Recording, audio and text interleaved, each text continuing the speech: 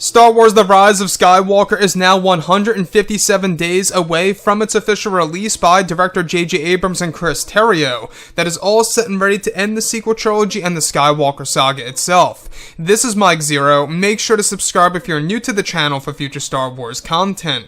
Now, one exciting aspect of Episode 9 is that we do know that this film is going to hold a lot of connections to the prequels and the originals, as well as Star Wars Rebels, and even using a lot of Legends material as a form of inspiration to tell this story by JJ, Chris, and George Lucas. Now, these past couple of weeks or so, we've been learning a whole lot more about this film, and when it all comes down to one of the concept art descriptions, this is where things begin to get very exciting for Episode 9. Now, specifically, what's really intriguing about all of this is that a description of Kylo Ren entering of what's described to be Snoke's abandoned vault within the original headquarters of the First Order, where it's described that Kylo eventually comes across many relics and artifacts. It said that Kylo is trying to learn more about his grandfather Darth Vader in the sequence. The next describes Kylo activating a hologram that is said to be of Darth Maul that is described to be a personal message that was being sent out that got corrupted. Maul is described to unveil a secret of Darth Vader and even speaks about him, how this organization, Crimson Dawn, was able to steal a very important relic of Darth Vader that he was keeping inside one of his vaults in the Outer Rim. It's described that the Maul hologram describes of discovering the Dark Staff that is said to be a very powerful weapon against the Dark Acolytes, since it was created by them that was taken away by Vader and his Empire when the Acolytes traveled to the Mid-Rim. It said that this staff that once belonged to Vader can be used as a guide to the devices needed to activate all the Dark Temples around the galaxy to create a bridge to the beyond. The next describes Kylo Ren turning around from the hologram of Maul, where Kylo lays eyes on the Dark Staff itself, that is inspired from the EU and changed to fit the story of JJ's. So let's go over a couple of parts about this. Now, what's really great about this is, of course, the little brief mention / reference of Crimson Dawn. In case you guys have no idea what that really is, we learned a little bit about it in Solo: A Star Wars Story. Is, of course, Crimson Dawn is this organization where the leaders are, of course, Dryden Voss, and the master leader being, of course, Darth Maul. It's one of the big reasons as to why you see him in the form of a hologram at the very end of Solo. So moving on from all of this, the Dark Staff, very interesting indeed, is said to have once been a weapon created by the Acolytes of the Beyond, where it was eventually stolen by Vader and his Empire when they traveled to the Mid-Rim and was kept inside of course, Darth Vader's actual vault somewhere in the Outer Rim. Now, this staff is actually said to allow one to find all the devices needed in order to activate all the Dark Temples around the galaxy to create a bridge to the Beyond itself, which, by the way, holds the origins of the dark side itself, as well as the power to eternal life.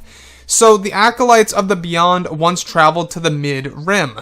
Now, that's once again a location in which, the Acolytes were somewhat familiar with, and it's one of the other reasons as to why, they have traveled other corners of the galaxy, was of course to collect the charred armor of Darth Vader many years ago. So what's really interesting about this is that Kylo Ren is learning more about his grandfather, especially through the hologram of Darth Maul, and it's going to be very interesting and, I guess you could say, surreal to actually have a sequence in which Darth Maul is able to reference Darth Vader and know of Darth Vader in motion on the big screen. So, like I've always said before in the past, we do know that this movie is really a big film by Disney and Lucasfilm. They are trying their absolute best to make this movie and mark it down as the best of this current trilogy in order to really make it feel interconnected. Now, the other piece that I do want to go over is the Darksaber. Now, this object is said to be very powerful and allows one to guide themselves to the specific Dark Temples or the devices needed to activate those Dark Temples. But it's not just that. The Darksaber is actually said to be loosely based off of the Expanded Universe version of the Dark Staff. Now, this Dark Staff is actually said to once been, of course, the leader of the Dark Acolytes. Now, what I like about that is that this most likely is going to be the Dark Acolyte that we do see at the very end of The Rise of Skywalker that is eventually taken over by the spirit of Sidious himself.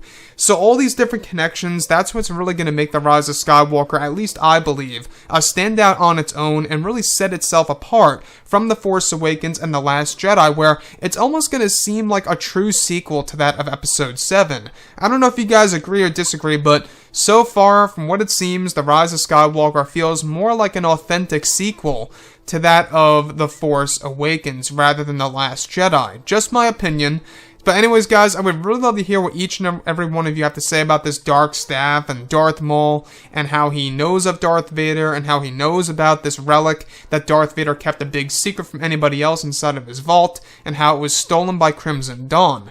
Anyways, guys, drop a comment below. Let me know what you think about all of this in the comments. And if you guys did enjoy the content for today, do make sure to drop a thumbs up on this video to support the channel. I thank you all so very much for the kind support, and I'll catch you guys next time.